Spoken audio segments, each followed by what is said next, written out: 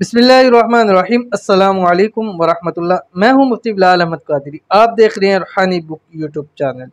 पीराने पीर हज़रत शेख अब्दुल कादिर जिलानी रहमतुल्लाह अलैह फरमाते हैं कि अगर तुम दौलतमंद होना चाहते हो तो औरत की ये एक चीज़ उतार कर खुद ओढ़ लो, अल्लाह ताला तुम्हें भी गनी कर देगा। आपने अक्सर देखा होगा और अमूमन ये बात की जाती है जब शादी हो जाती है, और वैसे भी ये बात की जाती है कि औलाद जो है वो मर्द का नसीब है और माल दौलत पैसा रिज़्क़ जो है वो औरत का नसीब है।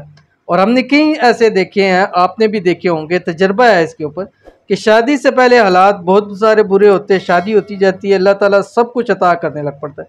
और कई लोग खुद कहते हैं कि हमें शादी के बाद ये सब कुछ अता हुआ। वो औरत अपना नसीब अपना रिज़्क़ साथ लेके आती है।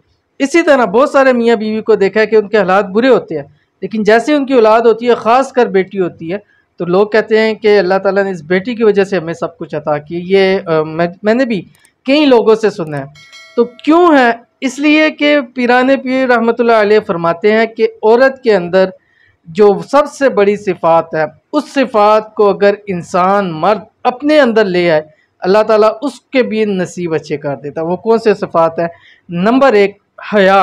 हया ऐसी सिफ़ात है कि जो औरत का ज़ेवर भी है, और जब मर्द उसको अपने ऊपर ओढ़ लेता है तो अल्लाह ताला उसके भी नसीब में खूब रिज़्क़ माल दौलत रख देते हैं। दूसरी चीज़, औरत की पारसाई। जिस औरत के अंदर हया और पारसाई होती है, अल्लाह ताला उस औरत पर खूब नेमतें और इकरामात करते हैं।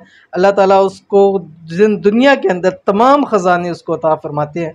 और जब कोई मर्द भी यही काम करेगा, यानी हया और पारसाई रखेगा, औरत की ये सिफ़ात अपने अंदर लेके आएगा, तो अल्लाह ताला उसको भी खूब रिज़्क़ रोज़ी से नवाजेंगे।